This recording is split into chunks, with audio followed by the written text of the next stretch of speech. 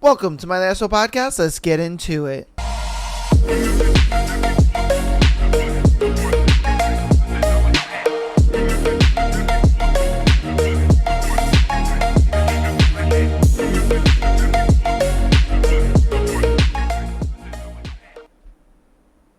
Welcome to my last podcast. So what is going on, guys? Dude, it is Thursday, man, and we are coming very close to a close on this book, man. Oh, dude, we're almost done with this book. I am kind of excited to end this book. At the same time, I'm not. You know what I mean? At the same time, I'm not. I have come to enjoy this book. I ain't gonna lie to you. But at the same time, I am excited to get into our next book. We pretty much have, I would say, maybe 3 more weeks left on this book, including this episode. So probably this episode and then 2 more. And then we'll be done with this book. Man, this book has flown by. I won't lie to you guys. But it has been a very enjoying book. And I hope that you guys have been enjoying as much as I have. But we are going to get into our thread. So let's get into today's thread. It is people whose partners did a complete 180 after marriage. What is your story? Ooh. So let's see whose partners out there have just done a complete 180 and you're like, holy shit, I don't recognize you anymore. Okay, not me, but my grandma. She met a wonderful Indonesian man, and he cooked for her all different kinds of foods, and she helped him with his English. His family sent her all kinds of beautiful gifts. He started pressuring her for marriage pretty fast. After 3 months, and my grandma being Catholic and very religious agreed. She was in the mid-60s, mind you. The day after they got married, they were flying to Indonesia for a honeymoon and to visit the guy's family. He had been snappy with her all day, but she assumed he was nervous about flying. She wanted to get something to eat, and his exact words were, let's see, you don't need any food, you pig. Oh, damn. It only got worse when they got to Indonesia. His family started asking for money, and her husband said her money was now his and proceeded to write a check for half of their savings. Ooh. He wouldn't let her eat more than a few bites of food before insulting her, and the rest of the time he pretended like she didn't exist. She said as soon as she got home, she immediately filed for divorce and had to move because the guy kept coming to her apartment and cursing at her through the door. It was such a horrible experience. She swore off dating for 10 whole years until she met my grandfather at 32, and he treated her like a princess. They were married for 45 years before they passed away. Yeah, homie wanted a green card, bro. That right there is the absolute epitome of 90 Day Fiance, bro. Man, that man was like, oh, I can't wait to get to America. Woo, this girl don't know what's in for her. Like, bruh, cooked. And I'm sure you guys were probably thinking the same thing as I was reading it. Like, a little Indonesian man, you know what I mean? He was doing anything and everything he could until he got that green card. Once he got that green card, he was just like, all right, bitch. All right, bitch. You sending all your money to my family. You're not eating at all, you fat pig. I saw what you people look like in America. Because I guarantee you that's what made him like change up so much. Is the fact that he was like doing anything and everything to get to America. And then he was pushing, because I guarantee you the mom and dad were just like, no, you got to do it. You got to do it. Like, you know, you got to get her to marry you so that way you can go to America and you can live a great life. And, you know, she's rich and this and that. You know what I mean? He finally got there, talked her into it. You know, the stupid, gullible person that she is. And she was just like, oh, of course I'll marry you only after like 2 months of knowing you. Like, bruh, you know what I mean?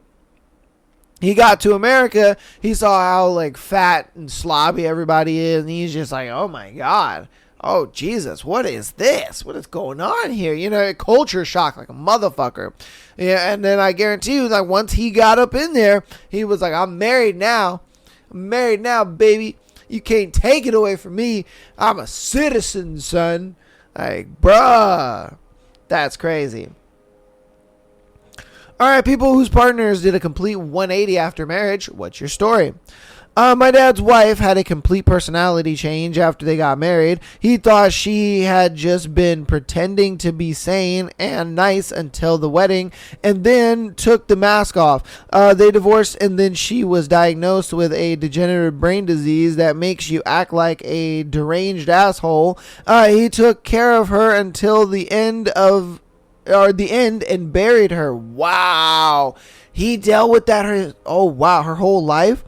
It took a really, really long time for her to die, so he spent several years moving her from assisted living to nursing home to hospice, and going over and feeding her every night when she lost the ability to hold things in her hands.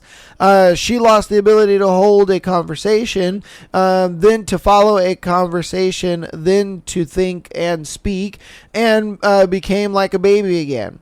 If this happened to me, I want someone to just hold a pillow over my face and end it quickly. Yo, facts. I mean, you know, again, kudos to him for doing that. But at the same time, yeah, in me, bruh. In me, I'm up at it. But see, I think at the same time, she was so, like, delirious and just like, she probably couldn't ask for that. You know, in her mind's mind, she was probably just like, yo, nigga, kill me. Do it. End me. Shoot me in the grape. And he was just like, oh, of course. Of course I'll take care of you. I don't know how he stuck that out. He's a champ. Because I couldn't. I'll already be honest with you. I'm a horrible person. I couldn't. You know what I mean? If I married you, right? You know, you're nice and sweet and all this stuff, and then all of a sudden you get this degenerative brain disease. Bro, I'm filing for divorce. You know, the thing is like, I've already started the filing process. You know? And that's where I'd be like, yeah. So, like, I already started the process, and, like, it's expensive. So, like, yeah. Sucks for you. You know what I mean? Like, bro, I'm sorry, but I'd be a dick. I'd be that guy. I ain't gonna lie to you. I'd be that guy, because at the same time, it's like, bro, I'm good. I'm chilling. You know what I mean? I ain't trying to deal with this, but hey, kudos to him. He did it for the rest of her life, bro. Like, man, whew, I know that was tough. Like, that's a commitment. All right, people whose partners did a complete 180 after marriage. What's your story? Married an alcoholic, loved him so much despite the nonsense I dealt with. After we got married, he got serious and got sober, and now has been the best husband. Sober for 5 years now. I'm so proud of him. See, this right here is what every woman is trying to accomplish. So many women love dating just druggy head dudes. They love dating drunks. They love dating just really shitty guys, thinking like, I can change him. And it's like, no, you can't. Oh my God, a loud ass leaf blower outside. Jesus. That thing is ridiculous. Hold on, give me one moment. Here. Oh, Lord have mercy. Oh, Lord have mercy. That thing is loud as shit. Goodness gracious. Hopefully the microphone didn't pick that up too much, but it might have. Golly. Alright, I forgot even what I was saying. It's alright, we'll get on to the next one. Okay, people whose partners did a complete 180 after marriage. What's your story? Okay, mine is different. Arranged marriage. Pretty common in our culture. He was really serious and what? He was really serious and a quiet person. Please spell check your shit. My God. All right, he's pretty serious and quiet before we got married. He became literally a bigger cheerleader, best friend, and just an all-around incredible partner after. Turns out he's a goofball inside. Yeah, I've always been the type of person that was very hard to read. Maybe English is not your first language, so I'll give you that maybe. Because obviously you were saying that in your culture that, arranged marriages are a thing. So English might not be your first language. Okay, that's fine. But man, god damn, that was tough to read. But I've always been the type of person to think like arranged marriages I do feel would work. And the reason I feel that they would work is only because women left to their own devices, they tend to pick the wrong partners because they go for a partner that's not necessarily good for them long term. It's more of they go for a partner that is good for them right now. You know what I mean? And that's all they care about. They're like, oh, he's good for me right now. I'm okay with that for right now. You know what I mean? And they don't think about it like, dude, you're going to sit here and waste 5-6 years of your life. And then because they waste 5-6 years of their life with he's a great guy right now type of guy, well, then they get stuck because they're like, oh, well, I've already spent 5 years with him. So like, you know what I mean? Like we might as well just make it work. You know what I mean? And then when the woman starts to like grow and become, more on her own, she starts to get older, starts to realize, oh, these are things I want to do with my life. And then she realizes the guy that she kind of wasted 5-10 years with, she's like, oh shit, fuck. And guess what? Now you're like 30, 35, you know what I mean? And you do break up with him, and it's a lot harder for you to get into the dating scene. It's a lot harder for you to find the guy that you really want. You know what I mean? It's just that, and it's all because you wanted, you wanted the fun guy. And that's why I think that arranged marriages do work. Why? Because your parents are going to pick somebody that they know is going to be good for you in the long run. You know what I mean? They look at it like, yeah, he may be boring right now. Yeah, he may not be the best guy right now. And that's, I guarantee you, what she went through. Homeboy was boring. He wasn't really all that. He was probably soft-spoken. Yeah, he just wasn't what she thought he would be. And then out of nowhere, he opened up to her. They got married. He started talking more. They started to get to know each other deeper. And she was just like, wow, this dude's fucking good. Like, all right, like my parents kind of knew what they were doing, and that's why like I said, I'm a big proponent of it. Like, I think arranged marriages is a good thing. I really do. I think, especially with nowadays culture and the way dating is now, is to where like, women, again, I think women simply just pick guys off of, oh, this guy is great for me right now. You know what I mean? I don't care about the future. I don't care about what, what I'm going to want later on, or what I'm going to, that's future me's problem to deal with. You know what I mean? I'm picking this guy because he's great for me right now. Yeah. And I think that's a lot of the problem, because again, like I said, you'll get 5-10 years down the road, and then you're like, ah, man, I fucking wasted 5-10 years, but because I wasted 5-10 years, I'm going to just keep slugging it out. Gonna keep going. Yeah, so yeah. All right, on to the next one. People whose partners did a complete 180 after marriage. What's your story? We were kids when we started dating, pretty much immature, fought like siblings, but loved each other. After we got married and I got diagnosed with multiple autoimmune conditions, and my looks changed and everyone expected him to leave, but he didn't. He cared for me more than anyone else and fought the world for me. When I hated to look myself in the mirror, he told me that I was the most beautiful. He is the reason I'm alive today. Oh, man. Hey, W to that guy. Because I won't lie to you, man. It's not easy dating somebody with like chronic illness. Like that is not easy at all, not one bit. It just isn't. It's one of those things where it's just like when you are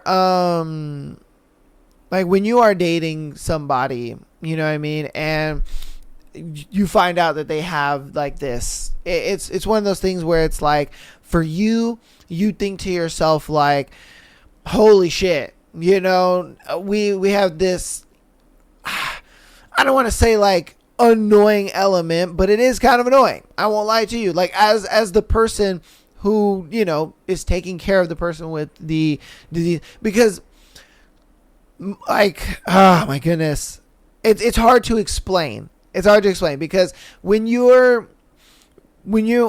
know your partner to not have that, I guess, situation. I don't want to say disease, but that situation, and then they kind of develop it later on. It does change a lot of things for you because now, you know, there's a lot more doctor's appointments involved. There's a lot more medicines involved. There's a lot more care, and there's a lot more attentiveness that has to kind of go into it. And it's one of those things where it's like, if you're just not really willing to take on this person 120%, like, bro, trust me, it's going to be hard for you. And I know because I was in that situation where I had my partner, you know, had a chronic illness, and it's tough, dude. It's tough when you want to be home and relaxing. You got to be in the hospital. You know what I mean? When they're not feeling well, you have to be there. When, you know, they fall out at work, you know what I mean? You got to be the one to, you know, pick them up. You got to be willing to drop everything you're doing and making sure that everything's good. It is a lot. It is an absolute lot. And so it's one of those things where, you know, for me, I understood that, like, all right, you know, if we're going to take this on, we're going to take this on. And I think that was him. He looked at it like, bro, it is what it is. You know what I mean? Like, I love her more than, you know, I hate dealing with all the extra stuff, you know, because that's really what it is. You get to a point where you're just like, I love her more than I hate doing all this extra stuff, because it's a lot. It's a lot. And people that are listening to this that have a partner that is, you know, is dealing with chronic illness, they know what I'm talking about. You know what I mean? Because the thing is we don't hate you. We hate what you're going through. You know, we hate it so much because we're just like, bro, he or she is just trying to live a normal life and you just out here fucking it up, you know? And so that's really what sucks, because you think to yourself, it's like when your partner has cancer, you know, you don't hate them, you hate the cancer. You're just like, fuck, I can't stand this. And so, you know, that's what I'm trying to get at, because yeah, dude, it's a rough one. It's a rough one. It really shows your partner is either there to sink or swim, man. You know what I mean? All right. Okay, we'll do two more and then win the thread. What happened? People whose partners did a complete 180 after marriage. What happened? Sister-in-law had been friends with Ernie since they were kids. After they went through divorces in their mid-30s, they really leaned on each other and eventually realized they were in love. We were all really excited when they got married because he was already like family. A few months after the wedding, he quit his job. No explanation, just quit. Sister-in-law makes good money, works for the prison system, so she was able to support them. But they had to cut out all extras. Except he refused to do that. He drained her entire savings account buying dirt bikes and a camping trailer. Then he moved his 15-year-old daughter in to the house without discussing it with sister-in-law. He rehomed a cat that was a gift for her daughter from her father. He claimed he got a janitorial job at a 24-hour gym, but was just drinking in the parking lot all night. The final straw is when he got a cash advance on her credit card and used it to put a down payment on a brand new truck. They had been best friends for 3 decades. It's not like he was some guy she just found in a bar. She thought she knew everything about this guy. I've never in my life seen a bait and switch like that. Bro! Mans was committed to the bit for 30 years. 30 years. He played the nice guy, the guy that was there for her and sweet loving dude and all that stuff. 30 years, bruh. Damn. And that right there really goes to show you, like I always say it, men and women can't be friends, and the reason being is because dude is just waiting for his turn. It doesn't matter how long. It don't matter. Some dudes will wait decades to get the girl. And the moment he got her, he was like, oh, sweet, dude. Yes. Oh, baby, let's go. I got her. Fuck my job. I'm about to be at home all day, just drinking, farting, and shitting, doing whatever I want to do, man. Like, he had a plan. He knew what he was doing. That's crazy. But like I said, that is the perfect reason why, man, because these dudes will wait.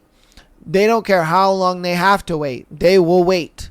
They will sit in that friend zone for as long as it takes. And then the thing is they've been damn near friends with you for so long. They know all the right things to say. They, you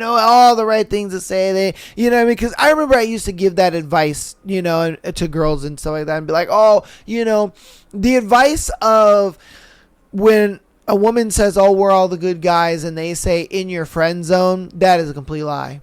Complete lie. Reason being is because the guy that you see as your friend now is not the guy like who he is. That's not who he truly is.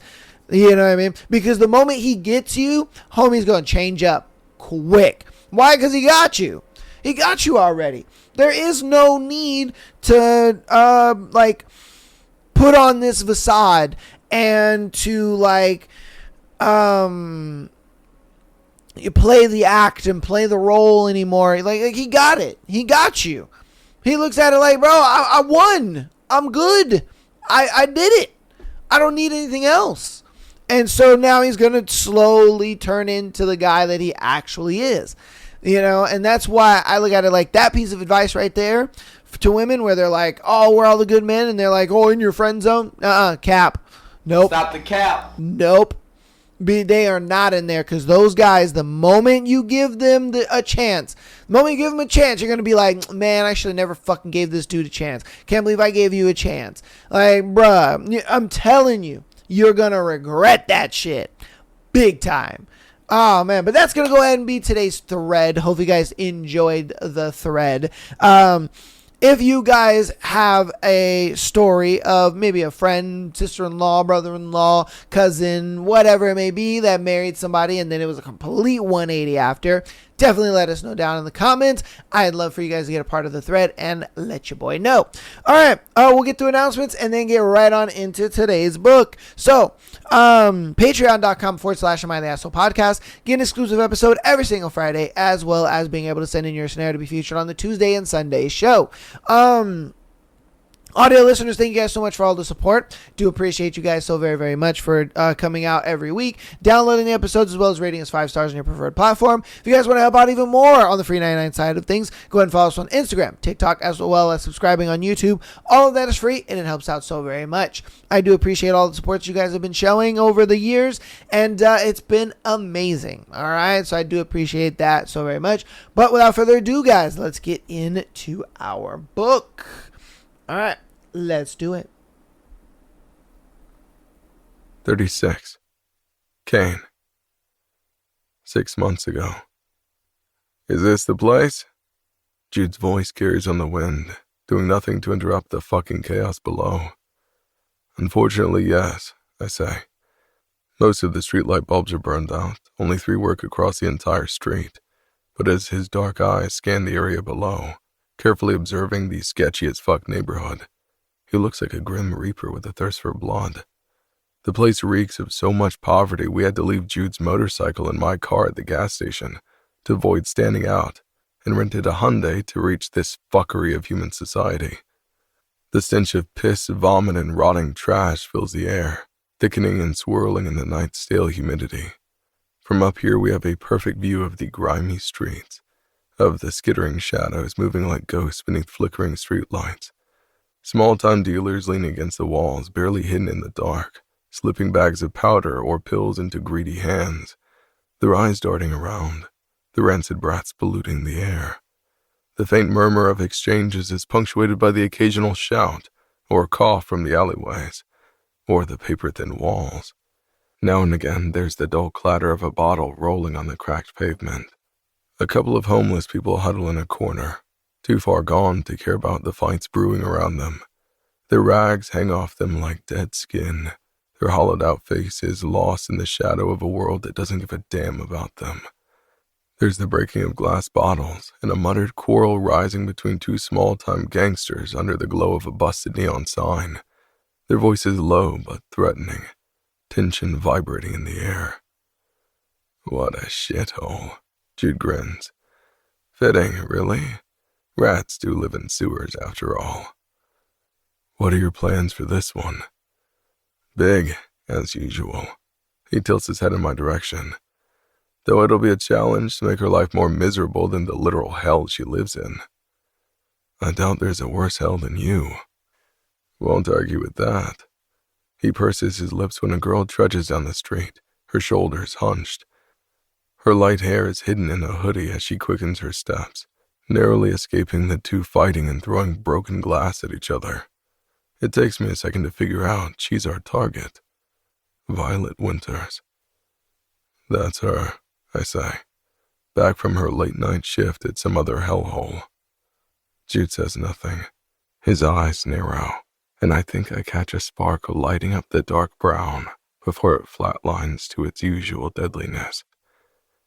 Another fucking one bites the dust, he mutters, and even though it's low, his voice is deeper. His posture is straighter, his gaze more calculating than usual. Violet stops by the sleeping homeless men no one notices. Then she reaches into her plastic bag, pulls out 2 sandwiches and puts them on their plates. She rises to her full height, starts to walk, then halts, fishes a few bills from her pocket, sighs and places them beneath the sandwiches, carefully hiding them from view. Jude laughs, the sound low and sinister. We have a fucking saint on our hands, Kane. The irony. Not really irony. That day, she was the only one to call 911.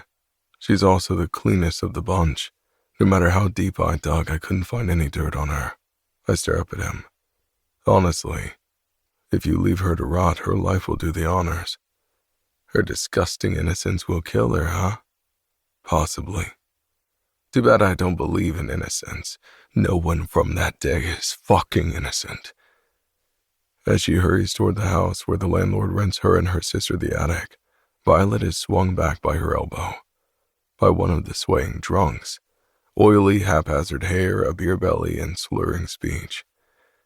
"Hi, beautiful. Care for a ride?" Her face goes red and she attempts to pull her arm away. Please let me go, Dave. Too soft, too pleading. What a lamb. I'm surprised she's lasted this long in this type of neighborhood. Dave, you're hurting me. Please. She pulls herself free, but she doesn't make it one step before he catches her from behind, his hands groping everywhere. Jude takes a step forward. "What the fuck are you doing?" I whisper. "We're only here to watch." He takes another step when the door to her house blasts open. A petite girl in a baggy t-shirt rushes outside, in fucking flip-flops, her dark hair gathered in a bandana, and she's holding a gun in her right hand. Let her go, Dave, she shouts. He immediately steps away, lifting both hands in the air. "Whoa, fucking hell, you bitch." Fuck you, asshole. Still pointing the gun at him, she pulls Violet to her side. I'm standing now. Even from here, I can see the way she holds herself. Defiant, sharp, shoulders squared despite the filth that surrounds her. Dahlia Thorne, Violet's foster sister and only form of family. Her pictures don't do her justice. She's much more of a firecracker in real life. Her eyes, which I know are hazel, are blazing with fire, her grip on the gun steady. She's shooing away the drunk despite his slurred curses. Her sister stands just behind her. wide-eyed and fragile, but Dolly is firmly pushing the drunkard back. She's been through this before. So she's the reason Violet hasn't ended up in a ditch somewhere. The drunkard lurches toward her again, but she pushes harder, her voice clear and guttural. Fuck off, Dave. Lay off the booze. This time he stumbles away into the night, lost in the gutter. She keeps pointing the gun until he's out of view. A fighter. My index finger twitches and I roll my ring. A sudden urge I've never had before takes root in my head. I want to break her, see beneath her skin and find out what makes her tick. Dahlia wraps her arm around her sister as she guides her to the house. The contrast is clear even in the darkness. Violet is fairer, more demure, and a wallflower. Dahlia is tanner, louder, and has an energy that can be felt from a mile away. I've been waiting for you, Vi. She side-hugs her as they walk. Where did you get the gun? Her sister scolds. Mr. Song paid me to clean it. He wanted to give me $10, but I negotiated my way to 20. Isn't that awesome? It's dangerous. Give it back to him. It's empty, but Dave is an idiot, so... She stops and laughs awkwardly. Was that your stomach? You didn't eat all day, did you? Violet asks and starts to push her away, but Dahlia hugs her tighter. You know I hate cooking. I was so busy with school, I forgot. Ugh, what a child. Violet sighs and hands her the plastic bag. Here, I bought you a sandwich. I'll cook you something for tomorrow. Ugh, I love you, Vi. I also got you something. Guess what? What? The magical patches for back pain. I also learned this new massage technique from Mrs. Liu next door. She swears it will relieve the discomfort. Her sister pats her hair, and their voices mingle and end in an indistinguishable chatter as they go into the shack they call home. I find myself leaning forward, trying to catch one last glimpse of her before she completely disappears. Dahlia, not Violet. We came here for Violet, but it's Dahlia's smile that's imprinted in my mind. In a second, multiple scenarios flash in my brain, all of them ending with her under my claws. I face Jude, who's still watching the house, his eyes dead, his posture rigid. Tell me your plan concerning Violet. He grabs my shoulder, then pushes me sideways. Stay out of it. Will do, on one condition. What the fuck is that? Don't touch or implicate the sister. Jude's eyebrows shoot up, but he has enough understanding not to antagonize me when I have control over his weakness. All right then. Dahlia Thorne has just piqued my interest, and that might be the worst mistake of her life.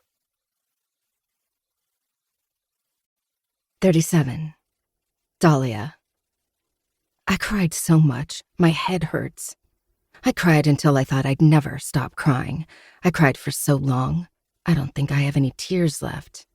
And now, I'm just numb.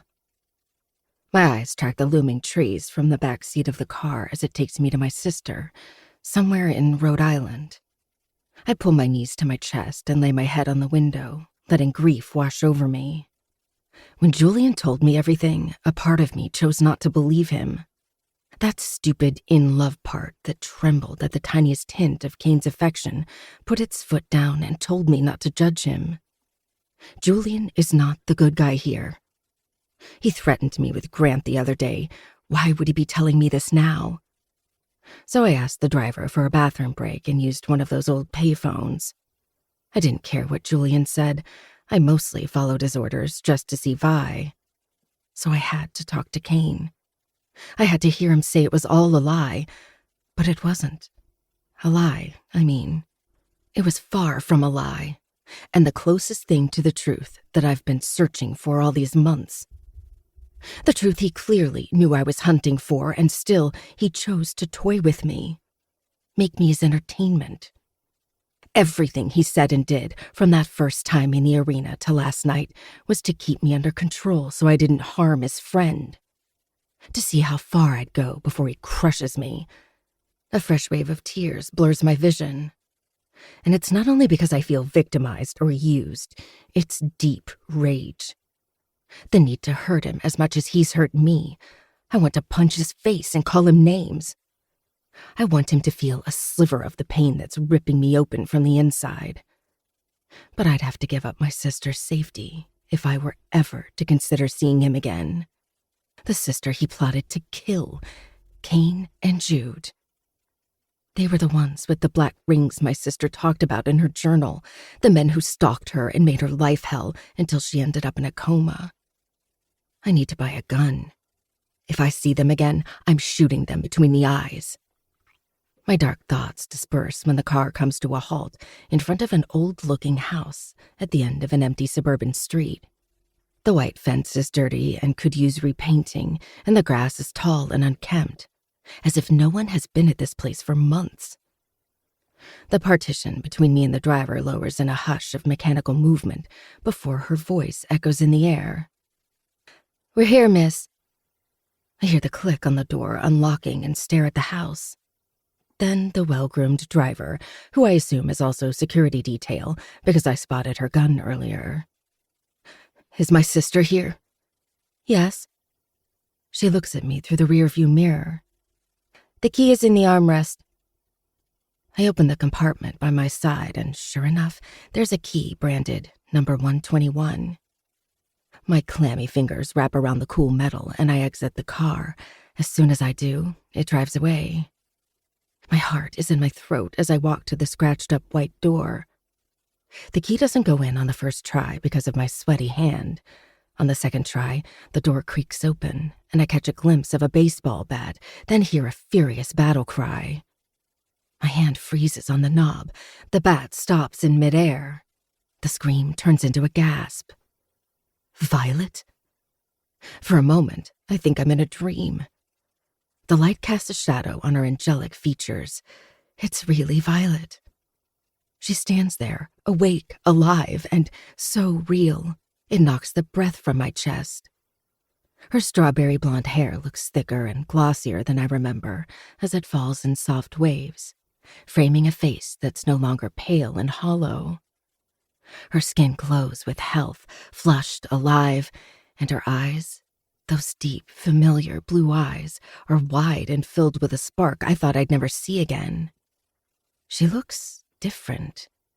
Still soft and demure, but there's a void in her gaze, as if her soul was broken and she hasn't exactly gathered all the pieces.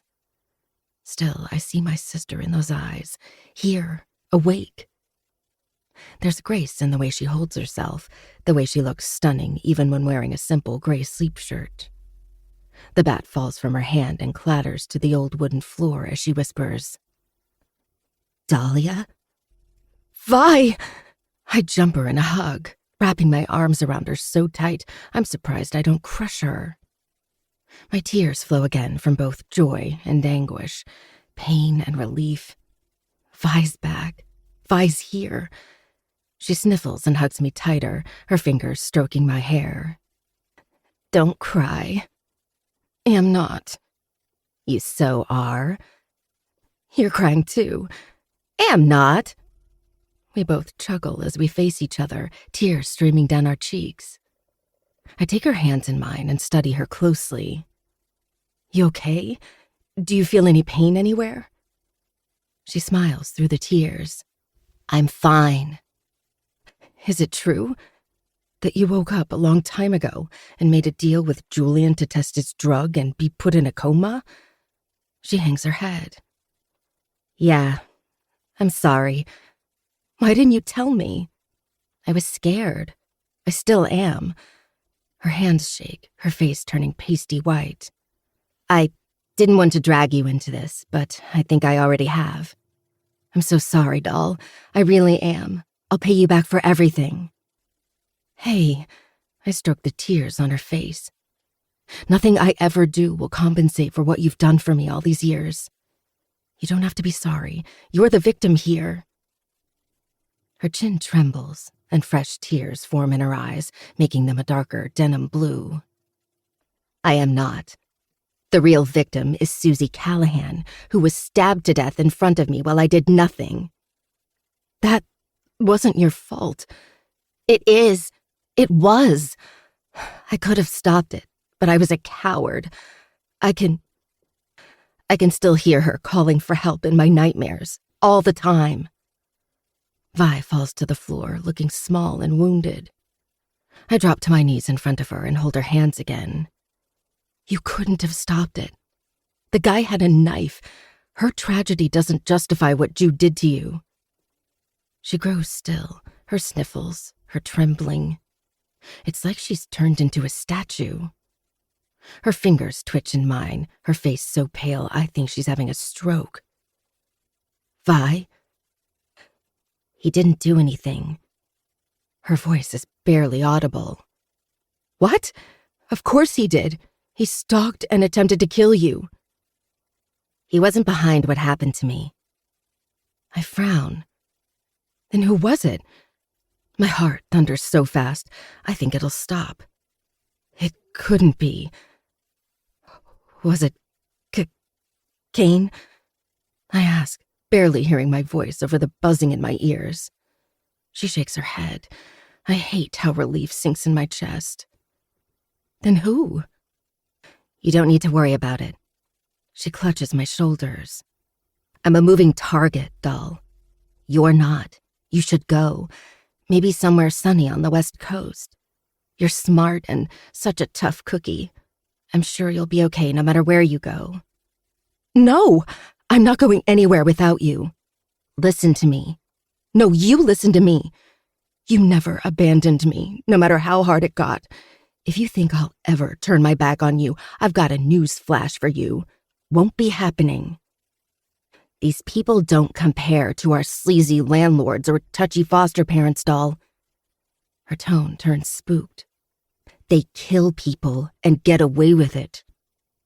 I know. I've seen it with my own eyes.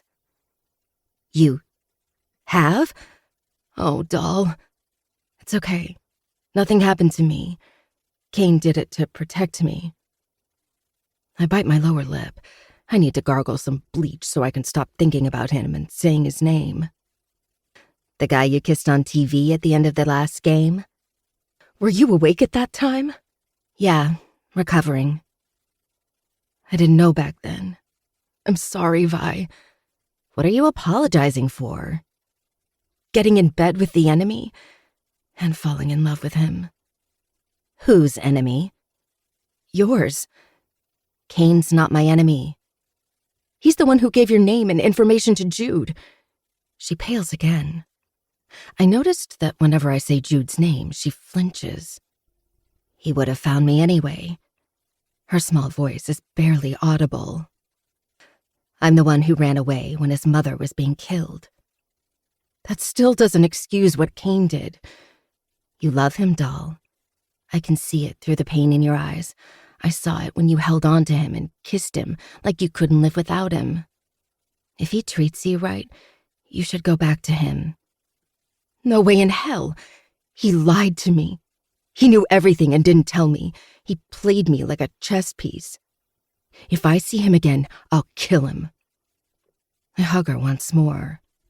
Besides, I'll never leave you, ever. Violet's only response is a sad smile. Vi and I have spent the last couple of days catching up. We go on walks in the nearby park, then buy all the snacks and stuff our faces full. Though they're now tasteless after that road trip with Kane. Vi is Vi with her soft voice and little smiles, but she's also not the same person from 3 months ago. She still refuses to tell me who was behind the attack and often closes in on herself. Sometimes I catch her watching the windows with wide, frightened eyes, as if she's waiting for Satan himself to barge in. She wakes up every night screaming. It's gotten so bad she barely sleeps and has dark circles surrounding her eyes in the morning. I stand by the kitchen doorway as she prepares lunch and listens to the radio. If I ask her to go out, she refuses and insists I should either go on my own or go back to school and not sacrifice my scholarship for her. She always thinks about everyone but herself. I hate it so much because I don't know how to make it better, or how to stop her from feeling like she's waiting for her doom in this unremarkable, miserable place. I stare at her movements, lethargic, with no soul, and entirely different from Kane's purposeful strides when he's cooking. Damn it. Why does everything make me think of him? Vi notices me sulking and forces a smile. Don't just stand there. Come in. Want me to help? You can't cook to save your life. Wow. Rude. I pout. I found a snow shovel in the garage. I'll shovel the driveway. All right. Be careful. Yes, ma'am. I salute and head back to the garage, armed with a thick coat. It's full of some DIY stuff, tools, an old lawnmower, and a sharp-looking axe. I put on some gloves, then drag it outside and bend down to tie my shoes. As I'm standing up from my kneeling position, the sun gets blocked by a large cloud. Wait, it's not completely blocked. I shield my eyes as I look up. It's definitely not a cloud. The sight of him is like an electric shot to my heart. I like the position, Wildflower.